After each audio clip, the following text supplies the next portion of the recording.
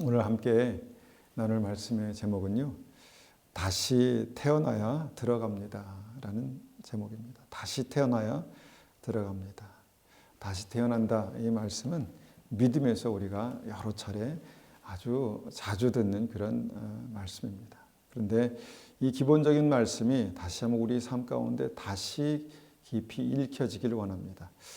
오늘 함께 요한복음 3장 1절에서 8절 말씀을요, 제가 한번 쉬운 성경으로 받들어 읽어보겠습니다. 요한복음 3장 1절부터 8절입니다. 가지고 계신 성경으로 그냥 읽으시면 되고요.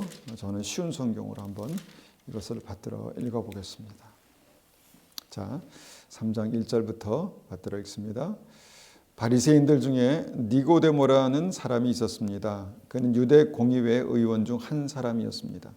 어느 날 밤 니고데모가 예수님을 찾아왔습니다. 그는 선생님, 우리는 당신이 하나님께로부터 오신 선생님이라고 라는 것을 압니다. 하나님께서 함께 하시지 않는다면 아무도 선생님께서 하셨던 일들을 행할 수 없습니다 라고 말했습니다. 예수님께서 대답하셨습니다. 내가 너에게 진리를 말한다. 누구든지 다시 태어나지 않으면 하나님의 나라를 볼 수 없다.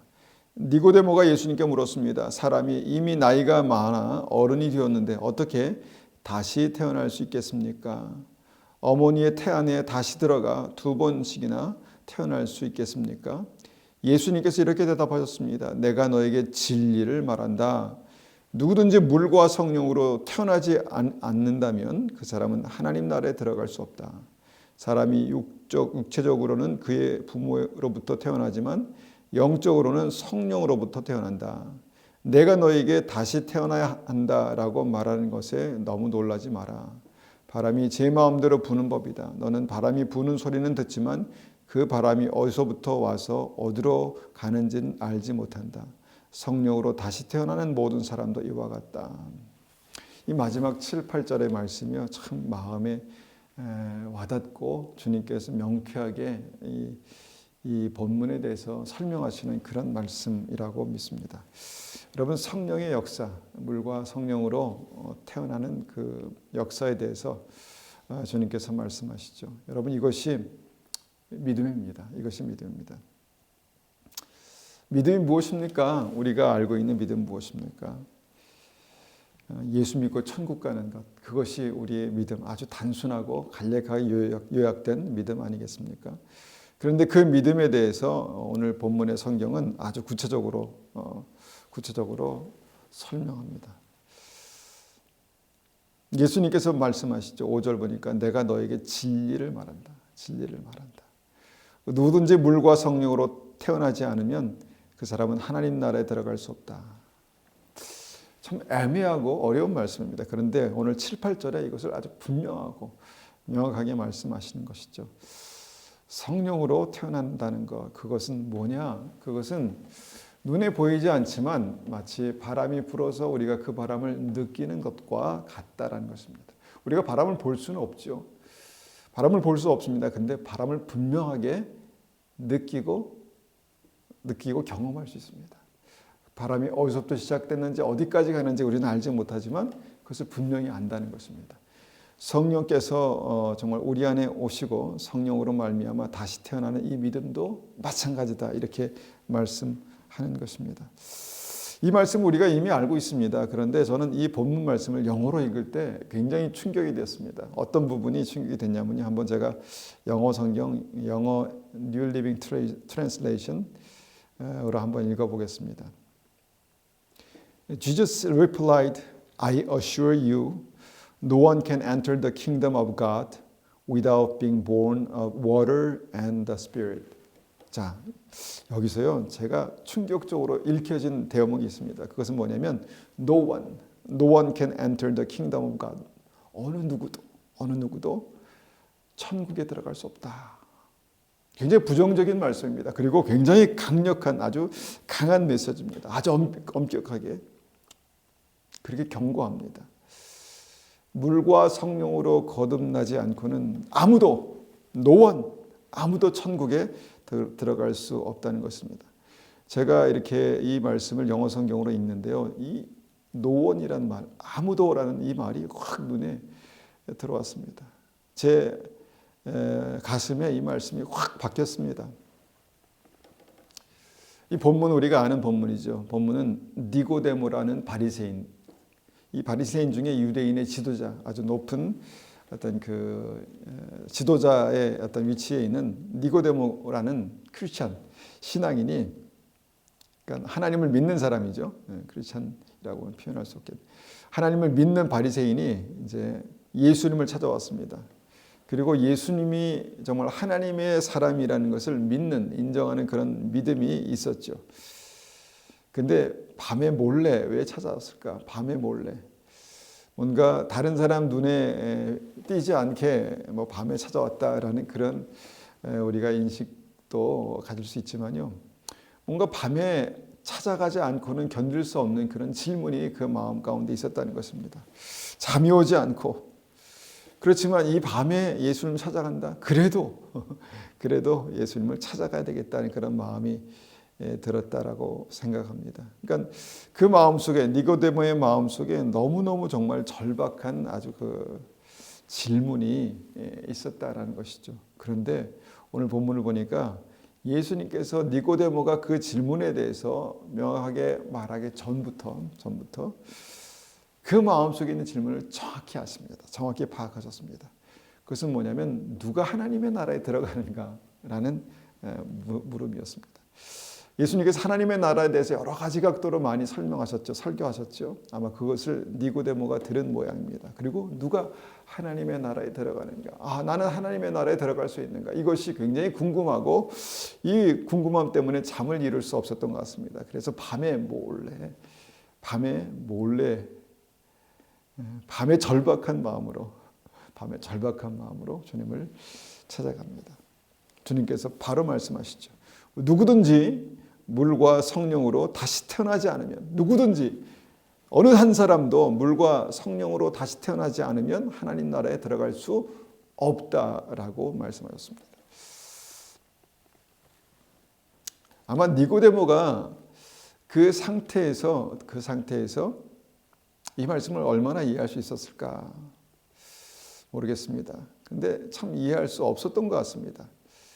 여러분은 이해하십니까? 물과 성령으로 다시 태어난다. 근데 여러분, 이 질문의, 이 말씀의 심각성이 뭡니까? 우리가 믿음으로 천국에 들어간다라고 그렇게 분명히 믿지만 여러분, 그 믿음이 뭡니까? 물과 성령으로 거듭나는 것입니다. 물과 성령으로 거듭남이 없이는 하나님 나라에 그 어느 누구도 들어갈 수 없다라는 것입니다. 그래서 여러분 한번 질문해 봅니다. 우리 심령, 우리 자신에게 질문해 보죠. 나는 물과 성령으로 거듭났는가? 여러분은 물과 성령으로 거듭나셨습니까?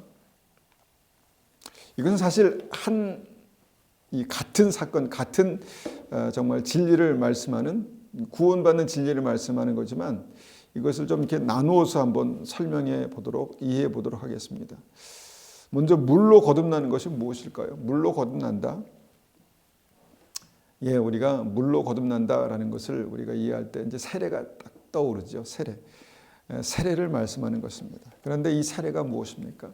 단지 예수 믿고 나서 물에 한번 들어갔다 나오는 것입니까? 예수 믿고 나서 물을 한번 이렇게 탁 뿌리는 것입니까? 이 세례가 뭡니까?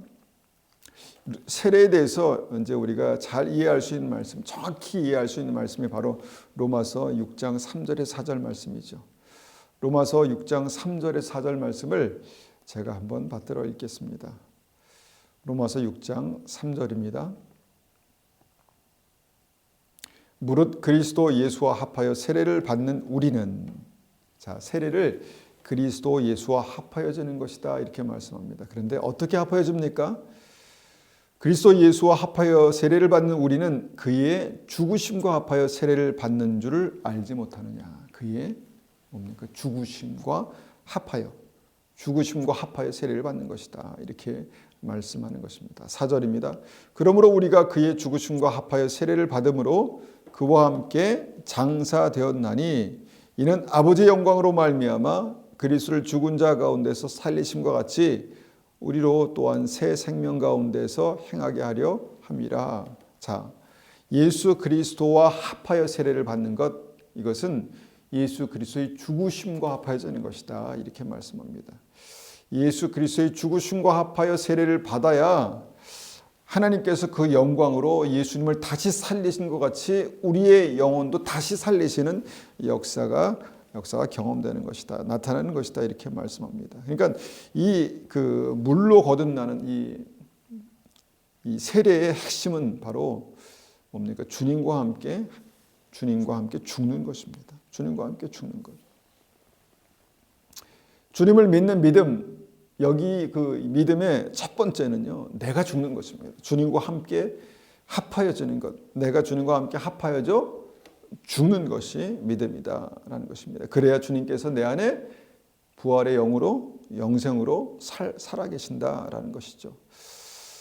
어떻게 죽을까? 무엇을 어떻게 죽어야 될까? 죽는 것이 무엇일까? 이 질문에 대해서 수많은 말씀을 전했습니다. 그럼에도 불구하고 이 죽음, 예수 그리스도와 합하여진 이 죽음이 참 쉽지 않습니다. 어렵습니다.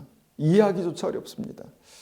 이것은 분명히 내 육체가 죽는 것, 내 육체가 죽는 것, 그것을 말하는 것은 아니죠. 그럼 뭐가 죽습니까? 내 혼이 죽는 거죠. 혼, 내 지정의, 내 생각과 의지와 감정과 의지가 죽는 것입니다. 굉장히 추상적인 것 같습니다. 그래서 이 추상적인 것을 한번 실제적으로 내 삶 가운데 적용해 볼 필요가 있겠다라는 믿음을 갖습니다. 왜냐하면 No one can enter the kingdom of God. 아무도 이것이 없이는 하나님의 나라에 들어갈 수 없다라고 말씀하신 주님의 말씀 때문에 이것을 깊이 한번 다시 생각해 볼 필요가 있다는 것입니다. 여러분, 내가 주님과 함께 죽는 것을 실제적으로 한번 적용해 보면서 한번 여러분 고민해 보십시오. 저는 저의 삶의 경험을 통해서 이렇게 말씀드릴 수 있을 것 같습니다. 제가 이해한 말씀을 토대로 해서 이 성경 전체를 토대로 해서 주님과 함께 죽는 것은 첫 번째, 내 인생의 주인이 바뀌는 것이다 라는 말씀입니다. 내 인생의 주인이 바뀌는 것이다. 그러니까 내가 죽었습니다. 죽고 끝나는 것이 아니라 죽은 이후에 예수님께서 내 안에 사신다. 뭐로 사십니까? 주인으로 사시는 것입니다. 그러니까 예수 그리스도의 죽으심과 합하여져 내가 세례를 받는 것은요, 내가 죽고 그 죽은 결과가 어떻게 나타납니까? 예수님께서 나의 주인이 되시는 것으로 나타납니다. 그래서 예수님을 나의 주인으로 구주로 영접하는 것이 믿음이다. 이렇게 말하는 것이죠. 그러니까 내가 죽어야 주님께서 내 안에 사신다. 그러니까 주인이 바뀌는 것입니다. 나의 주인이 바뀌는 것입니다. 이전의 주인이었던 내가 주님과 함께 십자가에 완전히 죽는 것이죠. 그 후에 주께서 내 삶의 내 인생의 새로운 주인이 되시는 것입니다. 여러분, 우리가 지난 시간에 예배에 대해서 말씀드리면서 우리가 예배는 바로 그 이삭이 산제사로 드려지는 것이다. 그 산제사로 드려지는 것의 핵심은요, 주님 앞에 그 제단의 제물이 되어서 죽는 것. 그것이 이제 이 예배의 핵심이다 말씀드렸죠. 그래서 우리가 드리는 예배, 하나님을 만나는 이 예배의 기초도 바로 산제사로 드리는 희생의 예배, 바로 내가 죽는 것에 초점이 맞춰져 있다라는 것을 우리가 생각해 볼 수 있습니다. 여러분, 내 삶을, 나를 산제사로 드리는 예배자 무엇입니까? 그러니까 희생의 예배죠. 구약에 처음 시작했던 그 희생의 예배입니다. 살아있는 것을 죽여서 주님 앞에 그렇게 드리는, 하나님 앞에 드리는 희생의 예배. 예배는 희생입니다. 예배는 희생이죠. 그러니까 내 시간을 희생의 제사로 드리는 것입니다. 내 황금 같은 시간을 희생의 제사로 드리는 것입니다. 내 피 같은 돈을 희생의 11조로 드리는 것이죠. 희생입니다. 내 생각과 내 의지, 내 마음을 희생의 제사로 주님께 드리는 것입니다. 희생입니다. 희생의 제사로 드리는 것입니다. 이것이 이런 모든 행위가 바로 주님 앞에 나를 산 제물로 드리는 예배다라고 그렇게 말씀드릴 수 있습니다. 그때 그때 산 제사로 드리기 위해서 무엇이 어떤 역사가 나타나는 것입니까? 주님과 함께 죽는 믿음의 역사가 나타나는 것입니다. 그래서 우리가 물과 성령으로 거듭날 때 물로 이제 거듭난다라는 그 믿음의 핵심은 내가 죽는 것입니다. 주님과 주님의 죽으심과 합하여서 죽는 것. 그러니까 희생의 제물로 드려지는 것, 내가 죽음의 제물로 드려지는 것, 내가 죽는 것, 그것을 우리가 이제 믿음이다 이렇게 말할 수 있습니다. 두 번째, 우리가 물로 거듭나는 믿음의 핵심 뭔가? 그렇게 죽어서 뭐가 어떻게 된다는 것입니까? 죽어서요, 내 인생의 목적이 바뀌는 것입니다. 내 인생의 목적. 여러분, 모든 사람, 모든 것에는 그 삶의 목적이 있습니다. 그것에 목적이 있는 것이죠. 여러분, 이 예배의 자리에 오신 목적이 무엇입니까? 목적이 있죠. 내가 어디를 향해 걸어가는 목적이 무엇입니까? 여러분, 하다못해 쉬기 위해서, 아니면 우리 삶을 좀 다시 한번 리프레시하기 위해서 그냥 우리가 걸어갈 때도 목적은 분명합니다. 목적이 있다는 것입니다. 내가 차를 타고 가는 목적, 내가 일하는 목적, 내 인생이 어떻게 살아가는 그런 목적이 있다는 것입니다. 여러분, 나의 인생의 목적은 무엇입니까? 보통 많은 사람들은요, 그 인생의 목적이 행복입니다. 크리스천들도 여러분 부인할 수가 없습니다. 우리의 삶의 목적 행복하기 위한 것 아닙니까? 영생, 행복하기 위한 것입니다. 여러분, 삶의 목적 성공하기 위한 것 아닙니까? 이왕에 이 땅에 우리가 태어나서 뭔가 가장 가치 있는 인생을 살아보기 원하는 것, 그것이 성공 아니겠습니까? 이것이 우리의 인생의 목적입니다. 물론 하나님께서 우리를 사랑하셔서 하나님께서 그 모든 것을 다 주시기 원하십니다. 그래서 우리가 그 사랑을 믿는 것이죠. 주님을 믿는 것입니다. 그런데 그 믿음에는요, 전제 조건이 있습니다. 조건이 있다는 것입니다. 믿음에는 분명한 순서가 있습니다. 조건이 있습니다. 그 모든 것을 다 주시기 원하시는 하나님의 사랑, 그 사랑에 조건이 있습니다. 믿음이죠. 그 믿음이 무엇입니까? 먼저 그 나라와 그 의를 구하라. 그리하면 그 모든 것을 너에게 더하시리라. 그 모든 것을 더하시는 것이 주님의 뜻이지만 그 방법이 있다는 것입니다. 무엇입니까? 먼저 하나님의 나라와 그 의, 하나님의 목적을 찾는 것입니다. 목적을 붙드는 것입니다. 여러분, 물로 거듭난 천국 가는 믿음은요, 그 삶의 목적이 주님이 되는 것입니다. 그 삶의 목적이 주님이 되는 것입니다. 생명을 주신 주님, 그 아들의 생명을 주신 아버지, 그 목적이 주님이 되는 것입니다. 주님이 우리의 삶의 목적이 되는 것이 무엇입니까? 어떻게 우리가 그것을 적용합니까? 주님, 내 삶에 기뻐하시는 것이 무엇입니까? 기뻐하시는 것이 무엇입니까? 내 삶에 기뻐하시는 것이 무엇입니까? 내가 어떤 일들을 할 때, 어떤 말을 할 때, 어떻게 살아갈 때 주님 가장 기뻐하십니까? 그것을 붙드는 것입니다. 주님의 목적을 붙드는 것입니다. 주님께서 기뻐하시는 길이 무엇입니까? 내가 가고 싶은 길이 있는데, 내게 익숙한 길이 있는데 주님께서 기뻐하시는 길이 무엇입니까를 묻는 것이 바로 주님께서 목적이 되시는 믿음의 삶의 시작입니다. 그래서 주님께서 기뻐하시는 삶, 그것이 나의 목적이 되는 것이 믿음이다라는 것입니다. 이 자리에 많은 크리스찬들은요, 이것을 단순하게 이제 목사가 되는 것, 헌신하는 것이라고 그렇게 생각했습니다. 지금은 많이 생각이 달라진 것 같습니다. 그런데 이것이 성경적이다라고 그렇게 딱히 볼 수는 없죠. 자기의 사명이 있습니다. 하나님께서 우리를 부르신 그 목적이 있다는 것입니다. 하나님께서 우리를 부르신 그 장소가 있다는 것입니다.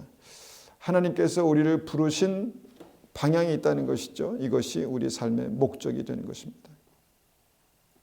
우리가 그 목적을 붙들고 주님과 함께 동행하여서 영원한 하나님의 나라에 들어가는 것이 결국은 삶의 목적이죠. 주님의 목적입니다.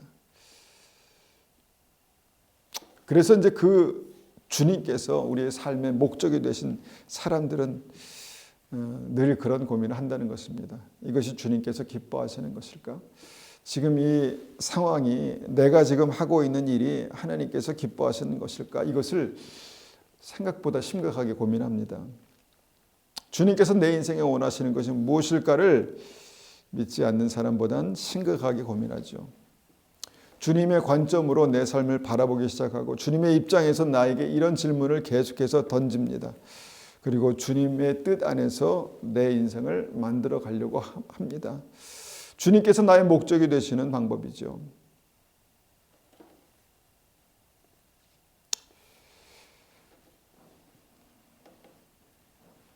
그런데 우리가 이제 그 믿음으로 살다 보면요, 내가 주님께서 기뻐하시는 뜻대로 살기 원합니다. 하나님의 기뻐하시는 것이 무엇입니까? 이제 습관적으로 그렇게 묻게 되고요.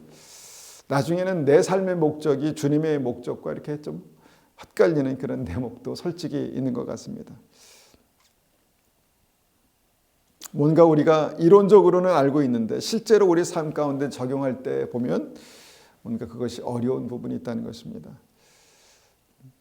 잘 아는 말씀 우리가 생각해 보면 마리아가 300데나리온이나 되는 비싼 향유를 주님께 드릴 때 가룟 유다는 정말 주님께 당당하게 흥분해서 말했습니다. 이것을 팔아서 가난한 자들에게 나눠주는 것이 옳습니다. 그러니까 가룟 유다는 주님께서 기뻐하시는 하나님께서 기뻐하시는 그 뜻을 아주 당당하게 믿음으로 선포합니다. 그러니까 이 가룟 유다의 말을 들어보면 나는 지금 이렇게 살고 있습니다. 뭐 이렇게 이제 스스로 생각할 수가 있겠죠. 그래서 가룟 유다 안에는요 분명한 하나님의 목적이 있었습니다. 분명한 하나님의 목적이. 그리고 모든 사람들은요 그렇게 하나님의 영광을 위해 내가 산다 그렇게 말할 수도 있다라는 것입니다. 그런데 성경을 보면 가룟 유다는 많이 아주 스스로도 착각하고 있었습니다. 스스로에게 속고 있었습니다. 주님께서는 그것을 보고 계셨죠. 가룟 유다의 마음속에 정말 그 욕심들을 보셨습니다. 욕심들을 보고 계셨습니다. 가룟 유다가 입으로는 하나님의 영광을 말하고 가난한 사람들을 위한 그 하나님의 뜻을 말하고 있지만 결국 그 삶의 실제에 부딪혀서는 그 작은 욕심이 그 삶을 이끌어가고 있는 그런 모습들, 이 작은 욕심을 끊어낼 수 없는 그런 어떤 삶들, 그것을 보셨다는 것입니다. 결국 정말 가룟 유다는 그의 삶 전체가 하나님의 목적을 향해서 가고 있는 것 같았지만 결국은 그 삶의 실제는 자기의 목적을 향해서 그렇게 가고 있었다라는 것이죠. 그리고 이제 그 하나님의 분명한 목적을 예수님께 말씀드렸을 때 그것을 거부당하자 화가 났습니다. 화가 나고 뭔가 이제 그렇게 되니까 그 삶에 숨어있던 진짜 주인 뭡니까? 아직 죽지 않은 자아가 나타나서 주님을 팔아버리죠. 자기의 원래의 목적, 그 욕심을 이루는 것입니다. 여러분, 천국 가는 믿음은요, 내 실제의 삶 속에서 오늘 나의 작은 결정 속에서 주님께서 나의 목적이 되시는 것입니다. 하나님의 영광을 위해 살겠습니다. 하나님께 생명을 드리겠습니다. 우리는 그렇게 말하지만 실제의 삶 가운데 작은 이권에 부딪힐 때 내가 믿음으로 사는 것이 무엇인가에 대해서 심각하게 무겁게 결정하지 않습니다. 그것은 그거고 내가 큰 어떤 그 대의를 따르는 그런 믿음은 가지고 있지만 작은 것에서는 나의 삶의 주인이 되시지 못하는 예수님을 보게 됩니다. 이것이 가룟 유다의 믿음이었습니다. 여러분, 물로 거듭난 믿음, 이것은요 내 삶의 목적이 주님이 되시는 것입니다. 그러기 위해서는 다시 한번 내가 십자가에서 죽는 것이 필요합니다.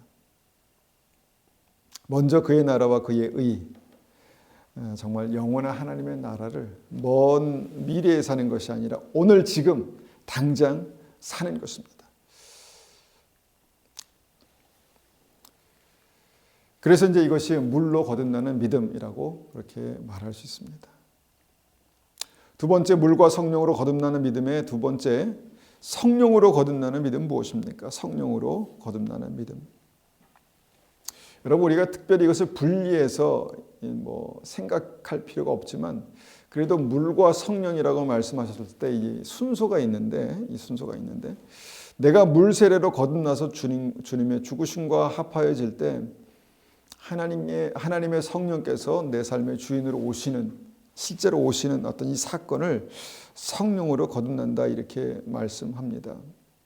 그러니까 하나님의 영 성령께서 내 삶에 오시는 어떤 실제적인 사건을 말하는 것이죠. 아까 주님께서 그 본문에서 7절에서 바람이 나에게 불어오는데 이것을 어디로 와서 어디로 가는지 알지 못하지만 보이지 않지만 실제로 내가 느낄 수 있는 이것이 바로 성령의 역사다 말씀드렸는데 성령께서 내 안에 오셔서 내가 성령으로 거듭나는 사건은요 내가 실제로 알 수 있는 어떤 방법으로 나타난다라는 것입니다. 여러분 하나님의 영 성령께서 내 삶의 주인으로 오시는 사건은요 실제입니다.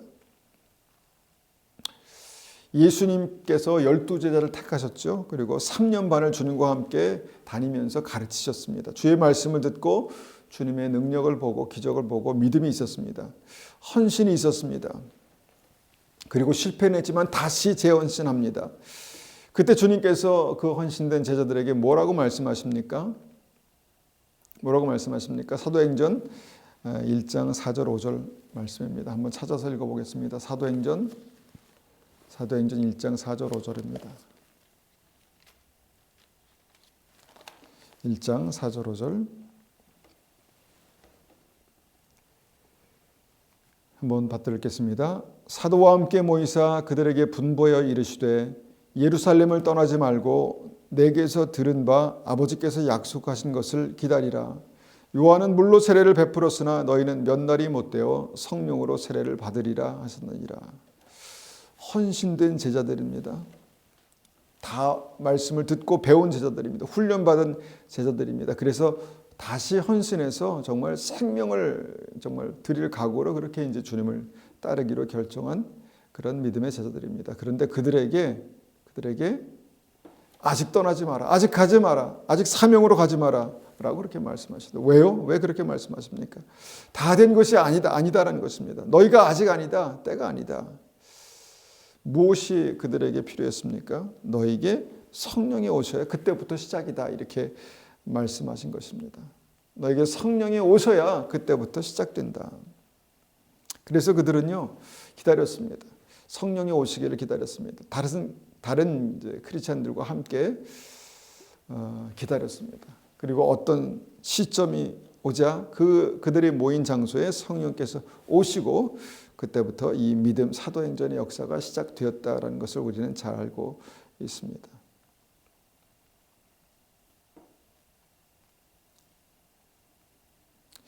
사도행전 2장 1절에서 4절 보니까요. 그때 그 사건을 이렇게 실제로 적고 있습니다. 사도행전 2장 1절에서 4절 한번 보겠습니다. 쉬운 성경을 한번 제가 읽어보겠습니다. 오순절이 되어 제자들이 한 곳에 모두 모였습니다. 그때 갑자기 하늘에서 세찬 바람 소리 같은 것이 나더니 사람들이 앉아있던 집안을 가득 채웠습니다. 그리고 혀처럼 생긴 불꽃이 사람들 눈앞에 나타났습니다. 그 불꽃은 여러 갈래로 갈라져 그곳에 모인 한 사람 한 사람 위에 머물렀습니다. 사람들은 다 성령으로 충만해졌습니다. 그리고 성령께서 말하게 하시는 대로 자기들의 언어와 다른 외국어로 말하기 시작했습니다. 여기서 쉬운 성경에는 다른 외국어라고 말하는데 다른 외국어도 맞죠. 천국의 외국어, 방언이죠. 방언입니다. 실제로 다른 외국어를 말할 수도 있고요. 그 다음에 우리가 일반적으로는 방언을 말했다 이렇게 이제 성경이 기록하고 있죠. 여러분 오순절에 제자들이 한 곳에 모여 있었을 때 주님께서 약속하신 대로 성령께서 오셨습니다. 이것은 분명한 사건입니다. 시간과 장소에 나타난 사건입니다. 성령께서 오셨습니다. 주님께서 이걸 약속하셨습니다. 그리고 성령이 오실 때 모인 사람들은 성령이 오신 줄을 알 수 있었다라는 것입니다. 눈으로 볼 수 있었고 귀로 들을 수 있었고 나에게 성령이 오신 것을 분명히 어떻게 합니까? 느낄 수 있었다는 것입니다. 경험할 수 있었다는 것입니다. 그래서 성령께서 실제로 그들의 삶 가운데 오셨다는 것입니다. 그래서 성령이 오시면요. 성령이 오시면 성령이 오신 것을 내가 압니다. 여러분, 내가 성령이 오신 것을 알 때까지 여러분 구하십시오. 구하십시오. 이미 받은 주신 줄 믿습니다. 그래도 이것을 우리의 삶 가운데 분명하게 경험하고 알 수 있을 때까지 구하십시오. 여러분, 성령이 내게 오셔야 그 믿음은 진짜 시작이 됩니다. 이것이 바로 성령으로 거듭나는 믿음의 사건입니다. 여러분, 성령이 오시면요, 사람이 바뀝니다. 성령이 오시면 그냥 우리가 믿음에 대해서 지식적으로 알 뿐만 아니라 성령이 오시면 사람이 바뀝니다. 인격이 바뀝니다. 성령이 오시면 지혜와 능력과 믿음의 권세가 여러분 생깁니다. 우리가 몇 가지 성령의 오심으로 말미암아 나타난 변화들을 성경은 이렇게 말씀하고 있습니다. 요한복음 16장 13절입니다. 요한복음 16장 13절. 요한복음 16장 13절 제가 받들어 읽습니다. 진리의 성령이 오시면 그가 너희를 모든 진리 가운데로 인도하시리니 그가 스스로 말하지 않고 오직 들은 것을 말하며 장래 일을 너희에게 알리시리라. 여러분, 성령을 받으면요, 말씀이 깨달아집니다. 그냥 말씀을 이해하는 차원이 아니라 성령을 받으면 말씀이 깨달아진다는 것입니다. 똑같은 말씀인데 쉬운 말씀 같은데 몰랐던 말씀을 깨닫게 된다는 것입니다. 성령을 받으면 말씀이 깨달아집니다. 성령을 받으면 주님께서 행하실 일들을 미리 알게 된다, 이렇게 말씀합니다. 장래 일을 너에게 알리시리라. 이것을 이제 귀신들이 흉내내죠. 하나님께서 믿는 자들에게 정말 중요한 미래의 일들에 대해서 알게 하신다, 이렇게 말씀하십니다. 왜 알게 하실까요? 기도하라고, 준비하라고 알게 하시는 것입니다. 주님의 마음을 품고 중보하라고, 기도하라고, 준비하라고 이렇게 말씀하시는 것입니다. 여러분, 성령을 받으면 분명히 우리의 삶 가운데 경험되는 하나님의 특별한 역사, 말씀을 깨닫는 역사, 미래를 알게 하신 역사가 있다, 이렇게 말씀합니다. 또 말씀합니다. 사도행전 1장 8절입니다. 우리가 잘 알고 있는 말씀인데 사도행전 1장 8절 말씀을 제가 받들어 있습니다. 오직 성령이 너에게 임하시면 너희가 권능을 받고 예루살렘과 온 유대와 사마리아와 땅끝까지 이르러 내 증인이 되리라 하시니라. 성령을 받으면 권능을 받는다, 이렇게 말씀하십니다. 권능, 권세와 능력을 받는 것입니다. 주님의 권세가 있습니다. 주님의 권세 무엇입니까? 우리가 믿음으로 선포하고 믿음으로 기도하면 주님께서 행하시는 그런 놀라운 믿음의 권세, 그리고 그 권세가 하나님의 능력으로 나타나는 하나님의 권능, 능력이 있다는 것입니다. 오직 성령이 우리에게 임하시면 우리가 믿음으로 주님의 뜻대로 살아가고 주님의 목적을 향해서 나아갈 때 주님께서 우리에게 권능을 주신다 말씀하십니다.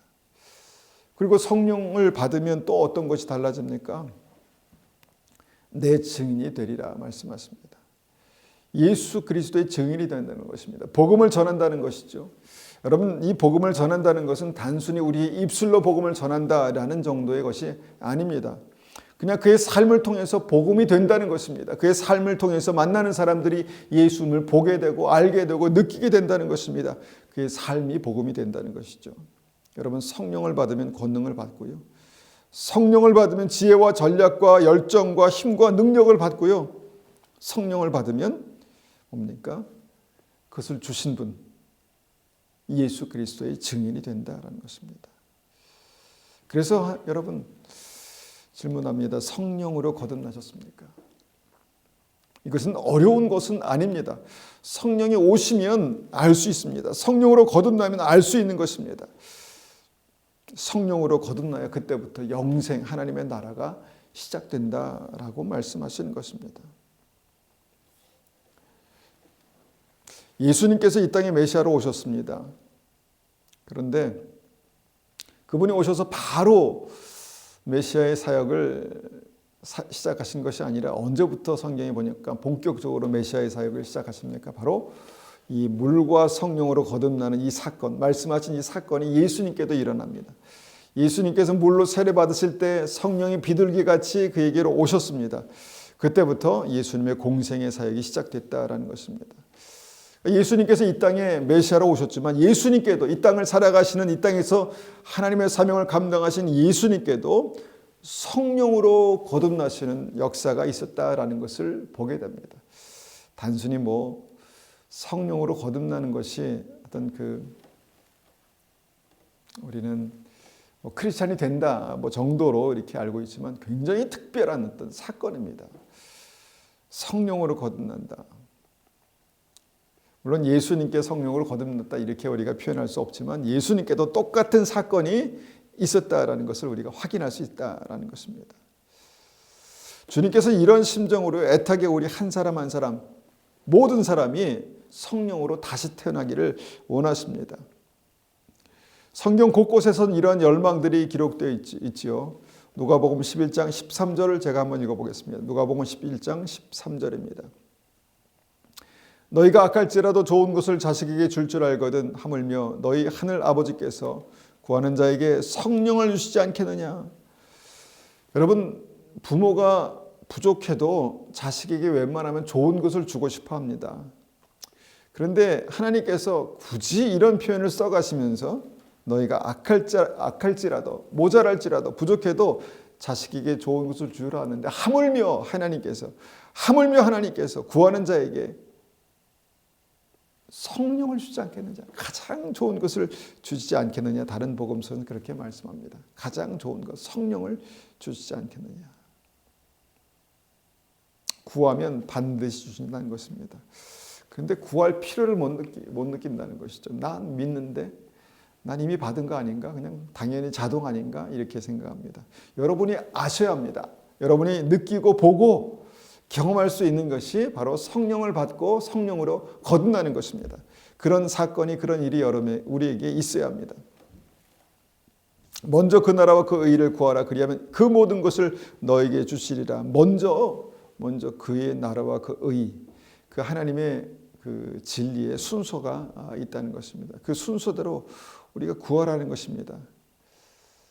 그 나라와 그 의를 구하는 건 무엇입니까? 성령으로 거듭나는 것을 말씀합니다. 성령으로 거듭나는 것. 여러분, 성령이 내 삶에 역사하는 것과 성령께서 내 안에 주인으로 오시는 것, 우리가 좀 이것이 다를 수 있다라는 것을 한번 좀 말씀드리고 싶습니다. 성령이 역사하는 것과 성령이 오시는 것이 좀 다를 수 있다. 여러분, 이 사도행전의 역사가 있기 전에 구약에는 이미 성령의 역사가 있었죠. 하나님의 신이 임하셨다 이렇게 말합니다. 사사들에게, 왕에게 하나님의 신이 특별한 사람들에게 임하는, 그래서 정말 그들의 능력이 나타나고 특별한 역사가 나타나는 것을 보게 됩니다. 그러니까 성령의 역사를 이제 보게 되는 거죠. 성령의 역사. 신약에서도 이런 말씀들이 있습니다. 아직 성령이 임하지 않은 그때에 예수님의 제자들이 이제 복음을 전합니다. 복음을 전할 때 어떤 일이 일어납니까? 마귀가 떠나가고 귀신들이 땅에 떨어지는 것들을 봅니다. 강력한 성령의 역사가 있었죠. 그런데 이 시점에서 보니까 그들 안에 아직 성령이 오시지 않았다라고 우리는 말씀을 통해서 이해하게 됩니다. 그래서 주님께서 말씀하신 것이죠. 그 제자들에게, 성령의 역사를 경험한 제자들에게 약속하신 성령을 기다려라.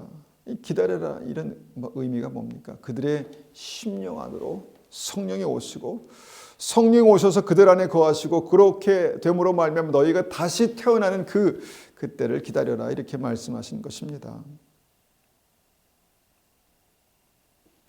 여러분, 성령께서 내 삶에 역사하실 뿐만 아니라 성령께서 우리의 삶 가운데 기도의 응답으로 나타나시고 그렇게 역사하실 뿐 아니라 성령께서 내 안에 인격적으로 나를 만나주시는, 그래서 나로부터 정말 생수의 강이 넘쳐 흐르고 나로부터 정말 하나님의 능력과 권세가 나타나는 그런 은혜가, 하나님의 정말 생명력을, 하나님의 생명을 내 안에서 경험하는 그 은혜가 우리에게 있기를 원합니다. 주님께서 그런 간절함으로 또 마태복음 7장 7절에 이렇게 말씀하시죠.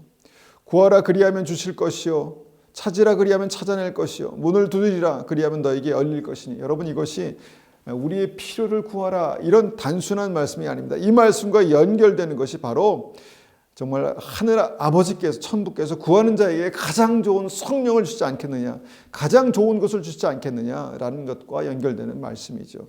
뭡니까? 바로 성령을 구하라는 것입니다. 성령을 구하라 그리하면 너에게 주실 것이요, 성령을 찾으라 그러면 성령을 우리 안에 찾을 것이요, 성령을 간절히 두드려라 그리하면 너에게 성령의 임하심이 열릴 것이다. 이렇게 말씀하는 것입니다. 여러분, 성령께서 내 안에 오셔야만 합니다. 내가 물과 성령으로 거듭나야 합니다. 여러분, 주님과 함께 내가 주님의 죽으심과 합하여 죽을 때 주의 성령께서 우리 안에 오시는 것입니다. 여러분, 이 믿음을 간절히 원하시기 바랍니다. 여러분, 이 믿음을 간절히 구하시기를 축원합니다. 물과 성령으로 거듭나지 아니하면 그 어떤 사람도 하나님의 나라에 들어갈 수 없다는 이 말씀이 깊이 우리 마음 가운데 새겨지기를 원합니다. 그래서 우리가 이 말씀 앞에서 정말 두렵고 떨림으로 주의 성령을 간절히 구하고 물과 성령으로 거듭나기를 간절히 구하고 우리 삶 가운데 그것이 확인되는 은혜가 있기를 원합니다. 마치 바람이 보이지 않지만 우리의 삶 속에 그렇게 느껴지고 나타나고 우리가 그 바람의 역사를, 바람이 우리의 삶 가운데 와 있다는 것을 내가 느끼는 것처럼 성령의 역사도 동일하게 우리의 삶 가운데 그렇게 정말 이해되기를, 물과 성령으로 거듭나는 이 역사가 우리의 삶 가운데 그렇게 경험되기를 간절히 원합니다. 우리가 이 말씀을 가지고 한번 같이 기도하겠습니다. 아버지 하나님, 물과 성령으로 거듭나야 한다, 이 말씀을 우리가 알고 있지만 실제로 우리 삶 속에 이 말씀을 경험하기를 원합니다. 하나님, 이 말씀을 보기를 원합니다. 이 말씀을 느끼기를 원합니다. 이 말씀으로 살기를 원합니다. 하나님 아버지, 우리가 물과 성령으로 거듭나는 것이 우리 삶 속에 실제로 경험될 은혜가 있기를 원합니다. 그렇게 한번 같이 간절히 기도하고요. 주님, 우리에게 성령이 임하는 역사가 있게 도와주십시오. 성령이 우리의 심령 가운데 오시는 은혜가 있게 도와주십시오. 그렇게 한번 같이 간절히 기도하겠습니다.